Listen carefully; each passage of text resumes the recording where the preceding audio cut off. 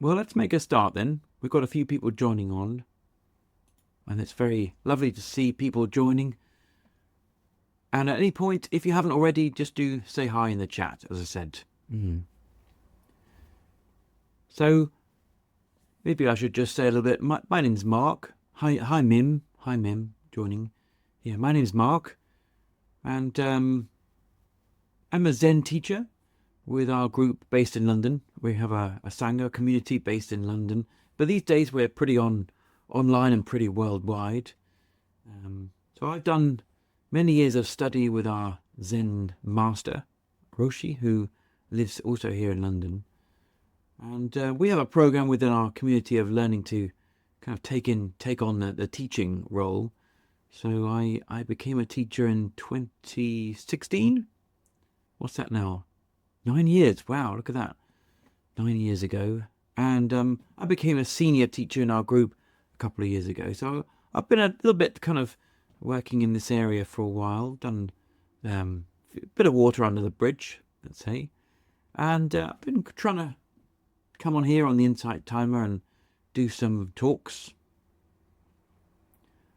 Today I wanted to talk about a very important story in the Zen tradition, and it goes back to the arrival of Bodhidharma in China. So Bodhidharma was an Indian monk. He may have been from Pakistan. Some stories say he's more Pakistani. Some stories say he's from southern India. Maybe it's a bit unclear. Let's say he's from southern India. Bodhidharma was he was an Indian monk, a Buddhist monk, alive around 500 CE. So very, very early days. The Buddha had been dead for about 1,000 years at this point.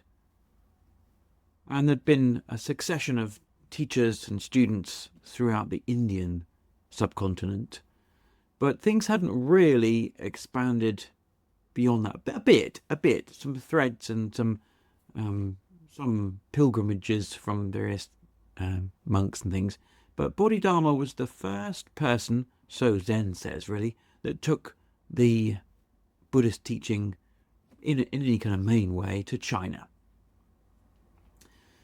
So he was from the warrior caste in India, so he was quite well studied, and he had a lot of teaching from various dimensions. And he went to China. We don't know why he went to China. It took about 3 years to get there. And by the time he arrived in China, he was already quite an old person. Traditionally, he's described as a broken-toothed Hindu, which gives you a sort of fairly visual sense of the kind of guy he might look like. Sometimes he's talked about having red hair, and that might suggest he's more from north of India, Pakistan, into Persia. Red hair and blue eyes. I mean, there's all sorts of myths. Anyway, so here we are, a learned monk, Bodhidharma, and arriving into China, very well versed in Buddhism, and seemed to be very well versed in Indian martial arts too. Now, it's one of those things that all the big civilizations of the world typically have a medicinal dimension, a martial arts practice, and a more spiritual practice. So, for example, in India, the medicinal side would be, what do you call it? Ayurveda. Ayurveda. That's the koshas and herbs and those kind of things. And then the more martial arts side of things has actually died out entirely in India. It was stamped out with British colonialism, and none of it survives. And then we have the more spiritual dimension, which is the yoga practice. In China, the medicinal side of things would be the acupuncture, and to some extent Qigong. And then we have the martial art practice. Well, there's various martial arts that come from Chinese mainland. So we've got all the Kung Fu. The Kung Fu developed actually after Bodhidharma, but probably in the era where Bodhidharma was arising, then we have things like Daoyin, which was the beginning precursors of Qigong and Tai Chi. And then we have the spiritual dimension, which we'll come on to in a minute. So anyway, so Bodhidharma arrived in India, in China, and there was a famous moment where he was summoned to the court of Emperor Wu of Liang. So that was a province of China at the time. There was this emperor who was, the king of this area, and he'd heard of this great master arriving in China. He'd summoned him to come and to talk to him about China. So he wandered north and came to so there was this example. So Emperor Wu asked Bodhidharma to come and visit him, and he said, "Who is this standing before me?" And Bodhidharma said, "I don't know." And he said, "Well, what's the highest teaching of Buddhism?" And Bodhidharma said, "No holiness." And this confused the hell out of Emperor Wu, because it just kind of flipped everything on its head. And this was another story, from the Zen tradition about this, and sort of inquiring into what exactly is going on when Bodhidharma said, "I don't know." So then this didn't go so well for Emperor Wu, and Bodhidharma left. Was very unimpressed, Bodhidharma. And then he wandered north from meeting Emperor Wu. He was wandered off and came to a small temple, Shorin Temple. His name was on Mount Su. So today we call this Shaolin Temple. It's very famous, but in those days it was just a small temple, probably a Taoist temple in China. And he set up camp there and saw, the monks, and decided he thought he could give them a very, I suppose he was practicing what he preached. And maybe he didn't do too much preaching, he just showed them by example. He went up above the monastery, up the mountain, found a cave, and sat in the cave facing the wall for 9 years. Now, some accounts say he literally sat there facing the wall, and he was so keen to meditate for the entire time that he actually ended up cutting off his eyelids so he wouldn't go to sleep. That's a bit extreme. Probably didn't happen in reality, but there's a kind of metaphorical sense of him sitting there. Some accounts say that he sat there for 9 years, which represents the 9 months of pregnancy. So there's this kind of parallel between growing a new baby and sitting in meditation.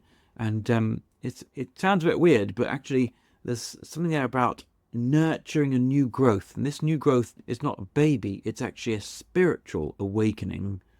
So there's a kind of, whether or not he sat exactly for 9 years or whatever, but there's a kind of metaphorical, symbolic meaning to this.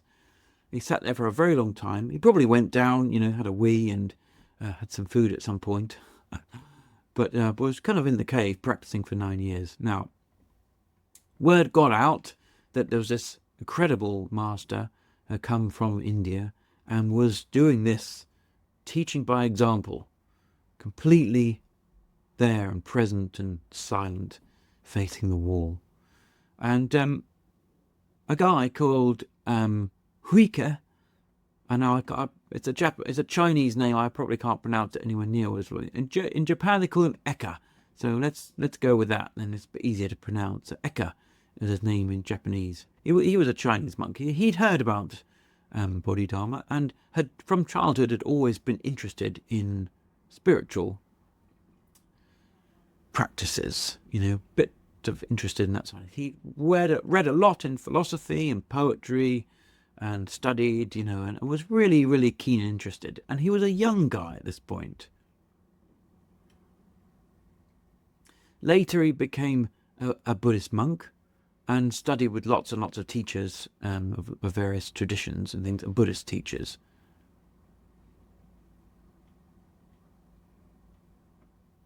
When he was 23, he committed to sitting in meditation and exploring that for himself. And he had a vision about going south to see a great master. Now, for him in China, going south, he'd heard about this great master, Bodhidharma, and that was south for him. So he travelled south to go and visit Bodhidharma, who was sitting in the cave above Shaolin Temple.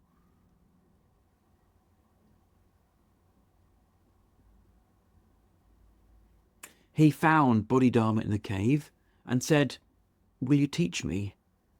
Well, Bodhidharma was involved in his meditation and silent, and I suspect at the beginning he just ignored him. And then he said, "Will you teach me? I'm here. I want to be your student." And Bodhidharma, I just waved him off. Go away, kind of thing. And then Eka was confused and asked him again, "Will you teach me?" And Bodhidharma was very refusing to do anything, to teach him anything. But Eka was so committed and so motivated. One night, so the story goes, it snowed heavily. And Eka stood in the snow outside of the cave. And at dawn, there was enough snow came up to his knees. Bodhidharma turned around and said, "What are you doing?" And Eka said, I beg you to teach me. So this kind of woke Bodhidharma up to the sense, okay, we've got a student here, he's very, very committed, and he's starting to show this wish, he's demonstrating the wish. Now, the story seems to suggest that Bodhidharma still wouldn't teach him. So in desperation, Eka cut his arm off and presented it to Bodhidharma as a way of indicating his determination. And then the legend says that Bodhidharma was impressed enough to ask him into the cave. I mean, these stories and these sort of myths, I suppose, legends, I mean, it's very likely that Eka had actually lost his arm earlier in his life, and it got kind of like bound up or twisted up in this. It seems unlikely that he cut his arm off, but you could say that he had a very strong determination to study with Bodhidharma, and whatever he actually did, stood in the snow or cut his arm off or whatever he might have done, he was demonstrating his wish to study, to learn, to wake up. And then Bodhidharma had this determination and invited him into the cave. Now, if he was standing in the snow with snow up to his knees, it probably was very, very cold at that point, even in the cave. Maybe he had a fire, I don't know. So anyway, so it got him in and said, okay, right, Eka, what have you got? And then he said, my mind, to Eka, this is the student, my mind has no peace yet. I beg you, master, please pacify my mind. Now, Bodhidharma was very switched on. He said, okay, bring your mind here and I will pacify it for you. And then, presumably, then Eka went off. Maybe he went outside of the cave, or maybe he went down the mountain a bit. Maybe he went, warmed up a bit, or got a bit of food, meditated. So he said, bring me my mind. Okay, so I need to find my mind and bring it to him. To the next part of the story, he turns up back at the cave, and he says, I've searched for my mind, but I can't find it. And Bodhidharma responded, now your mind is pacified. So here we have what in Zen is called a koan. Actually, we've touched on 3 koans that we study. A koan is like a vignette. It's like a little story from the past where someone woke up. Someone had an insight.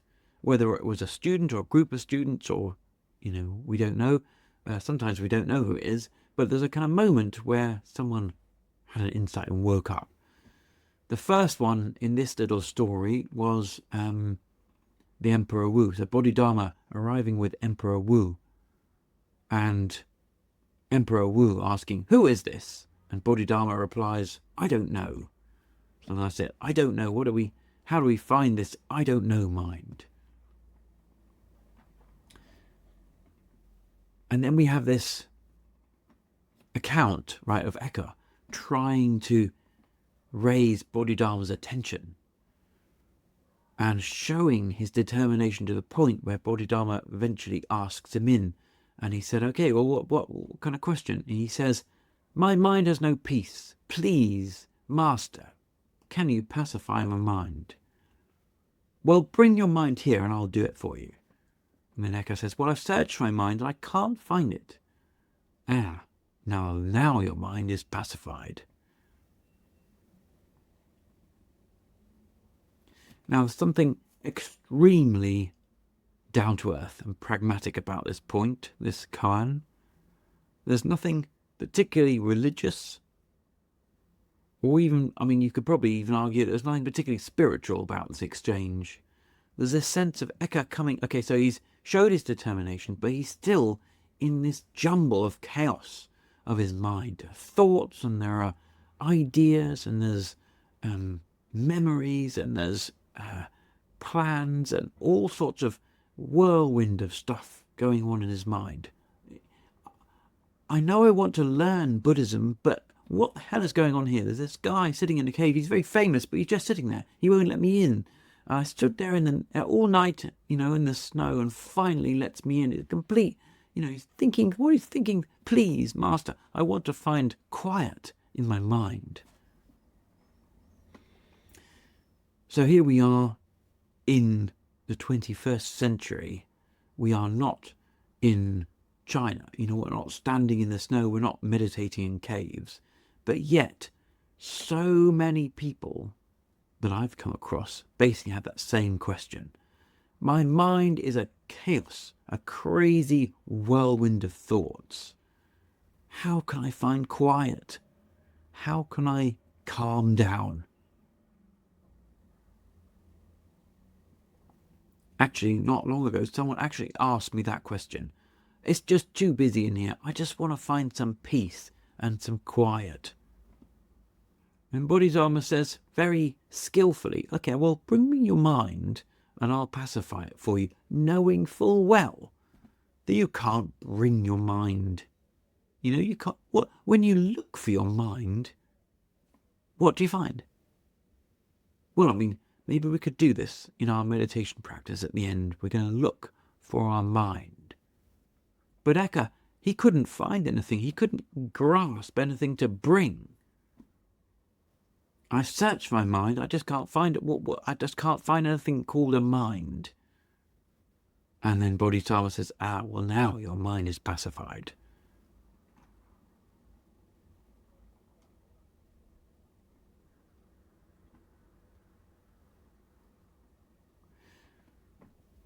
Like many of us, Eka was desperately searching for someone or something that could give him peace.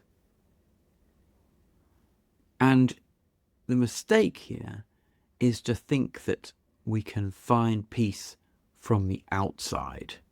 We need to find something, or do something, or get some information, something we don't have already. We need to find something which is going to help us to calm down.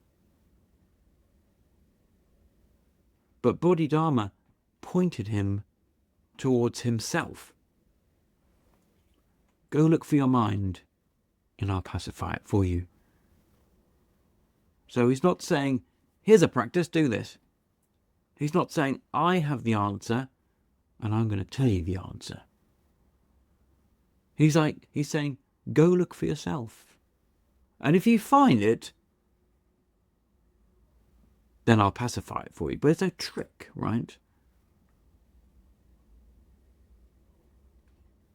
Bodhidharma got Eka to search, to inquire, to look within himself. Him or her, whatever it is, could have been a her. And this search, this turning, what they call in Zen, turning the lamp around, turning to shine our lamp of awareness within, is basically equivalent to asking the question, who am I?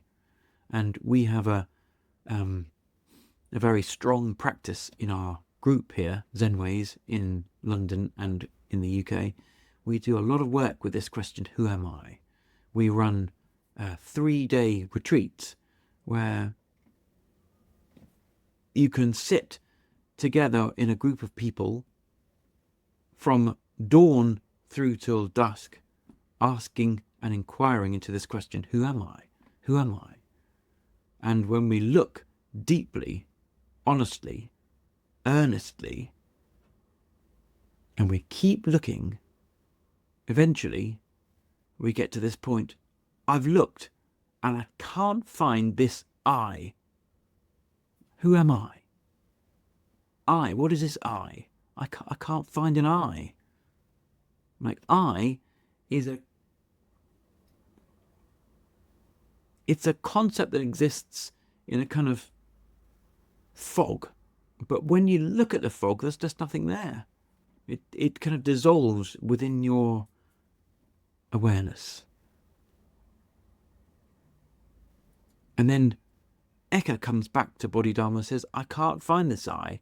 And this I can't find, this I don't know, is a really great place. It means that all the concepts and the ideas and the frameworks, the intellectual mind is trying to figure it out, all of that, we've run out of steam. We can no longer find, or we can no longer think, maybe is the best way. We can no longer, the thinking mind has run out of ideas, of steam. So now I come to this, I don't know. I don't know. And what does that mean? When the thinking mind, the intellectual mind has kind of run out of steam, then we come into our embodied mind, our here and now.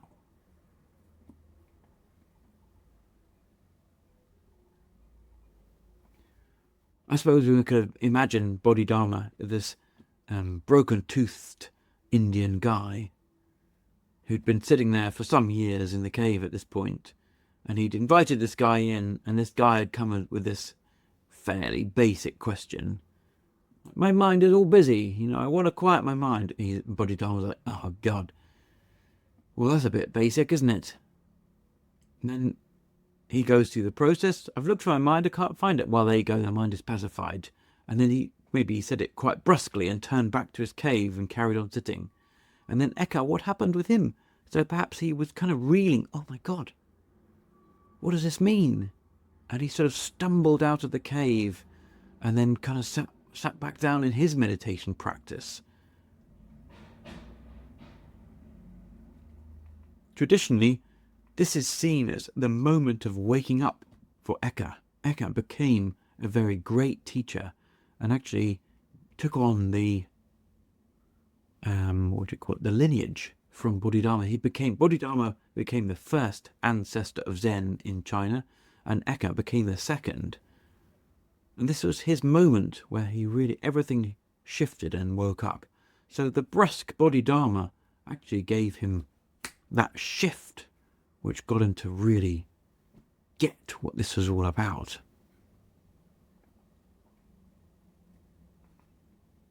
So I remember for myself, we were on a retreat in Japan, and we were working. It was my first ever retreat in Zen, and we were working pretty hard. Kind of this kind of thing. Who am I? Kind of focus, a question, and when that kind of shift happened for me, it took me quite a long time to actually work out what had happened. I remember my intellectual mind saw itself as kind of the center of everything, as the core of me. My reasoning, my rational mind, my intellectual framework, the concepts, the thoughts about it, thought that was it. And then the turning around, or that kind of waking up moment, happened without the need for my intellectual mind. There was no concepts or thoughts or ideas about it. There was a seeing. There was a moment of embodiment, like being it, knowing it. And I remember my intellectual mind, in a sense, like reflecting on it afterwards, I'm pretty sure my intellectual mind felt, in a sense, left out. It had been thinking it was the center of all things. And that's one of the traps, we often find ourselves in. We think we're in this, our intellectual mind thinks it's it. It thinks it's the I. But when we look at what this self really is, it kind of dissolves in front of our eyes. And that intellectual mind is left thinking, oh my God, what?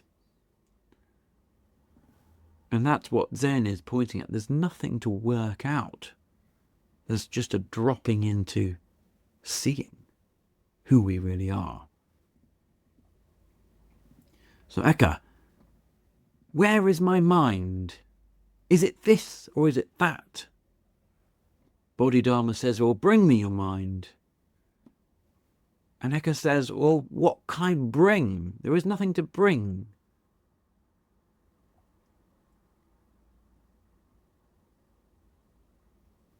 Maybe it took some courage on the part of Eka to turn up in front of Bodhidharma, this great teacher, and says, I've looked and I can't find anything, worried that he might say, well, you haven't looked hard enough, have you? Or worried that he might say, well, you're a completely useless waste of time person. That's the kind of worries we have, right?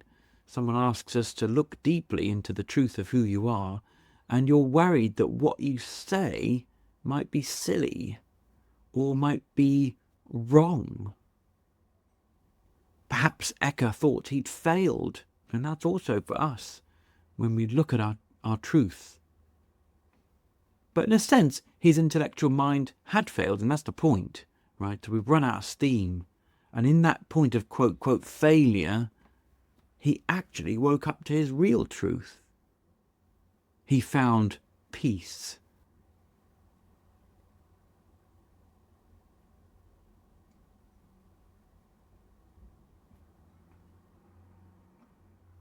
So over the years, Bodhidharma has become a kind of exemplar of the way of that Zen is so utterly direct.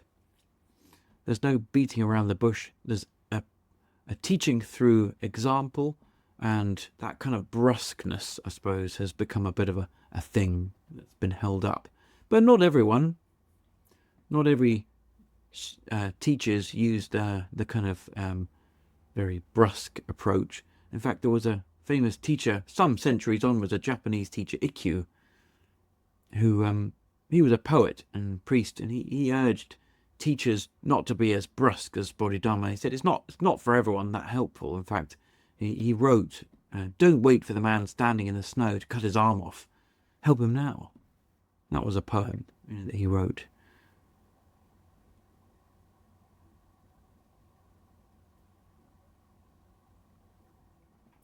So that's just a little consideration about this little story we have, this koan of Eka and Bodhidharma, and how his intention, how his determination was so strong for waking up, that he just asked and asked and asked. I think we can take a lot from his determination and from his courage to turn up for the teacher, saying, well, with even with the possibility that he might think he's failed or got it wrong, we just do, and we say, and that is our way in. Yeah. So Lisbeth, thank you very much. Yeah, I like that one.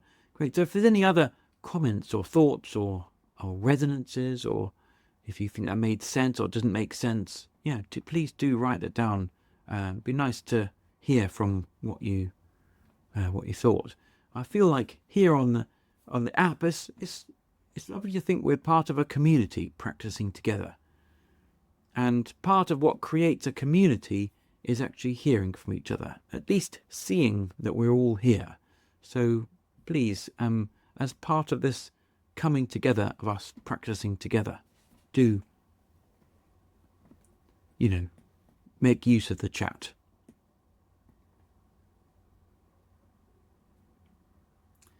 we can join from all over the world to practice Zen in this way, which is basically not accessible to us even just a few years ago. So it's very nice to be part of this community of like-minded people. We're all, in a sense, like Eka, turning up on the door of the teacher, knocking, knocking, knocking, and showing, in a sense, you're here. There are 18 people logged on right now, showing this determination, this wish to wake up, to see the truth. Noni says, I've loved learning my intellect is not all I thought it was. Yeah. Putting in its proper place. Yeah. So, in no sense does Zen say the intellect is wrong, but the problem is when the intellect thinks it's running the show, then we get into all sorts of problems. So the intellect is something typically we take out to the side. We don't need it to begin with, and we work on this kind of directness. And then when we've got that very established, we can bring this intellectual examination back in. And later in our koan study, in our spiritual study, we start doing things like writing poems and writing essays, which you need your intellect, but maybe not as much as we think we do. Yeah. Hi, Anna. Yeah. Exactly. Re-evaluating as an equal rather than superior. You've got it. You've got it. Yeah. So should we do a little bit of meditation then together? Finding yourself in a comfortable sitting posture. You want to sit in such a way that you feel upright and extended through the crown of the head, like a thread is pulling you up.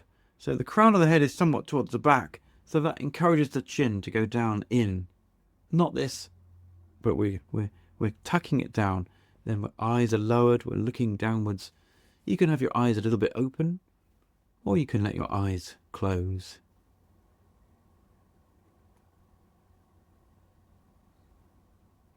And then softening and relaxing around this uprightness. Relaxing in your face, in your jaw, your mouth, your tongue. And then relaxing shoulders, arms, softening your belly, and letting your belly and your breath be very relaxed.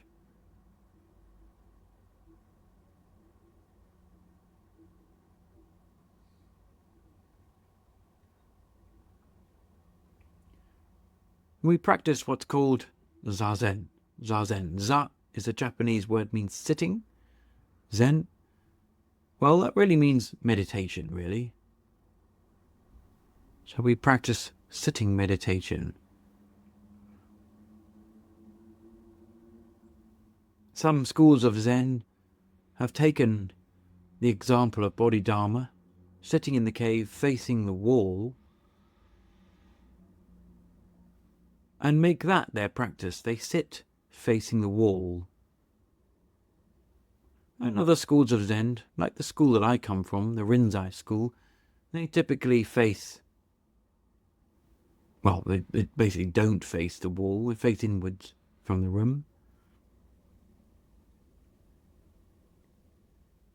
But you could also think of it metaphorically, like the wall being a mirror, a reflection.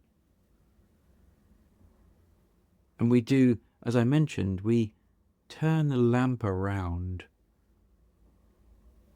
We shine our awareness.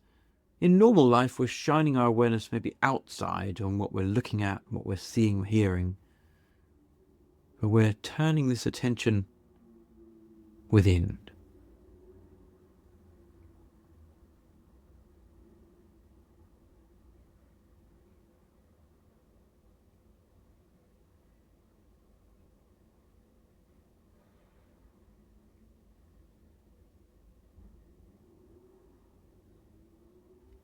And then we can ask,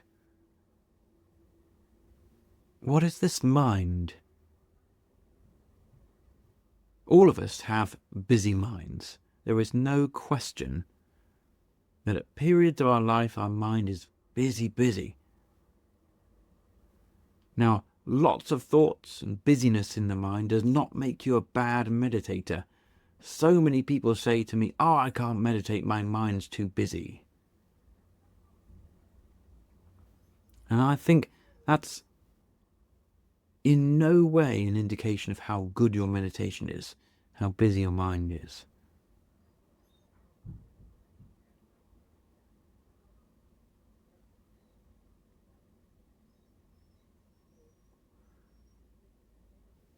Our meditation practice is looking and being who we are.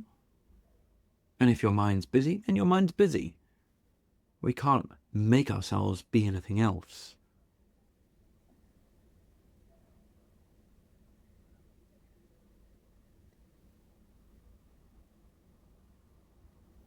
And it's in this acceptance of how things are, allowing things to be just the way they are, that we find a peace.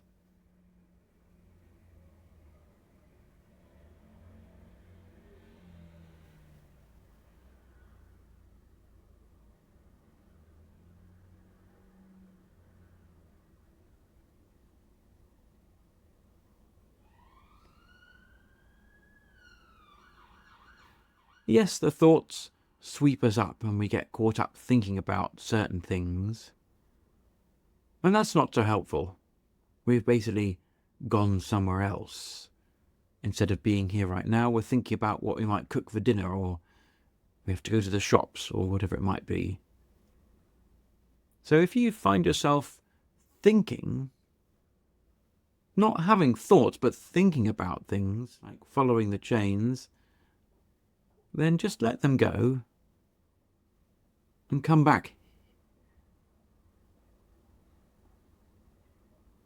You could ask, what is this mind? Or alternatively, who am I? What is this I?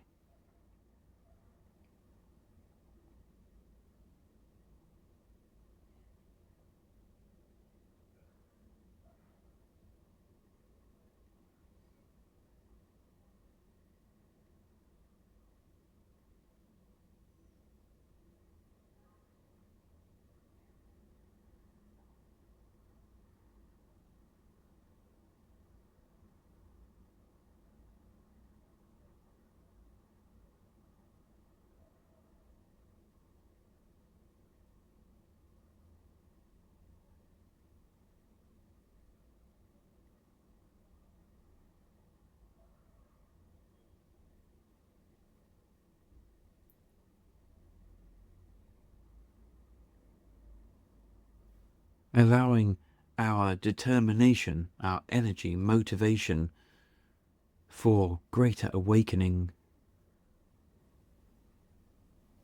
wisdom, clarity, the wish to see things more clearly.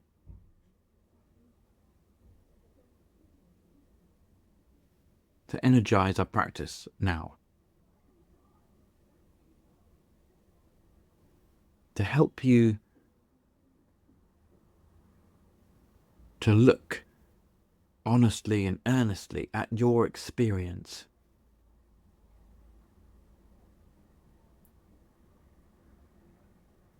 Right now.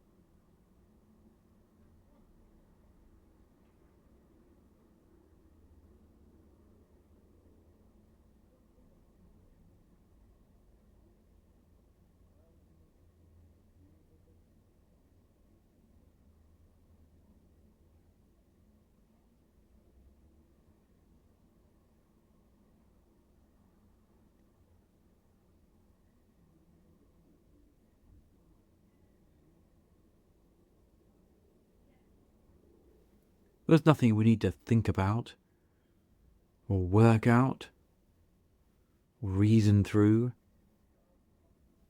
There's no need for any kind of concept or frameworks. There's just our experience of this here, our mind.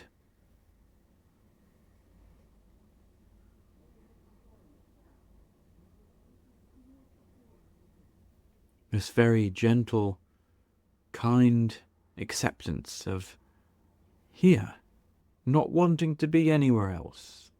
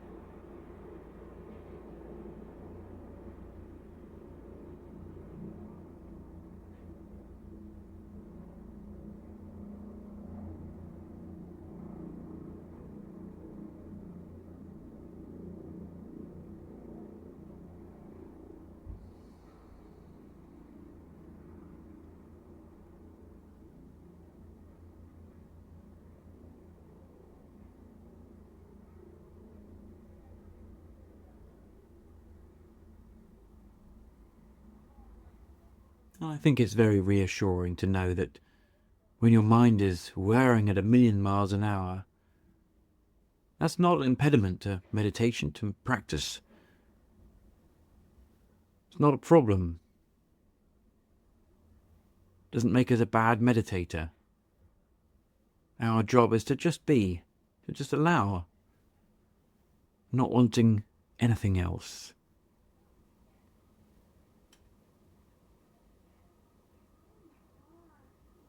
So as we come to the end of our practice time together, maybe you'd like to take a deeper breath, maybe swaying your body from side to side.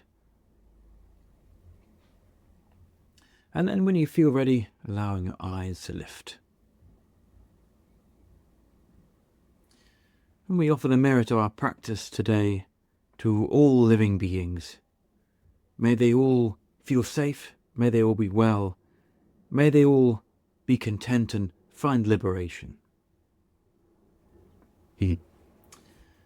Thank you everyone for joining today. It's lovely to feel this community is here and we can all connect together.